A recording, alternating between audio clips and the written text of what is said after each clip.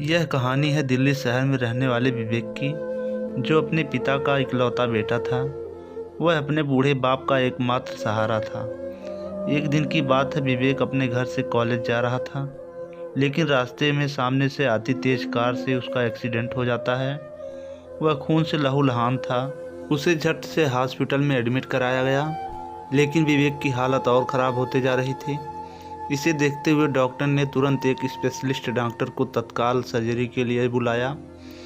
Doctor अस्पताल में प्रवेश किया और अपने कपड़े बदले और सीधे सर्जरी ब्लॉक में गए। उन्होंने डॉक्टर के इंतज़ार में खड़े पिता को हॉल में देखा। डॉक्टर को देखते ही पिता चिल्लाया, तुम्हें आने में समय क्यों लिया? क्या आप नहीं जानते कि मेरे बेटे का जीवन खतरे में है? क्या आपके पास जिम्मेदारी का कोई मतलब नहीं है? डॉक्टर मुस्कुराया और कहा, मुझे क्षमा करें, मैं अस्पताल में नहीं था और मैं जितनी जल्दी हो सके कॉल प्राप्त करके हॉस्पिटल आया, और अब मैं चाहता हूं कि आप शांत हो जाएं ताकि मैं अपना काम कर सकूं। शांत हो जाइए। तब विवेक के पिता ने कहा, यदि आपका बेटा अभी इसी कमरे में होता तो आप क्या करते? शांत होते हैं? अगर आपका बेटा मर गया होता तो आप क्या करेंगे? पिता ने गुस्से में डॉक्टर से कहा। डॉक्टर ने फिर मुस्कुराया और उत्तर दिया, मैं कहूँगा कि आप जाइए, इस वक्त भगवान से प्रार्थना करें और अपने बेटे के लिए दुआ मांगें। डॉक्टर भगवान तो नहीं हो सकता। भगवान जीवन को लंबा कर सकते हैं, लेकिन डॉक्टर नहीं कर सकते। जाओ, अपने बेटे के लिए प्रार्थना करो, हम भगवान की कृपा से अपना सर्वश्रेष्ठ प्रदर्शन करेंगे। पिता ने कहा, जब हम चिंतित नहीं होते हैं तो सलाह देना आसान होता है। सर्जरी में कुछ घंटे लगे, जिसके बाद डॉक्टर खुश हो गए। धन्यवाद, आपका बेटा बच गया।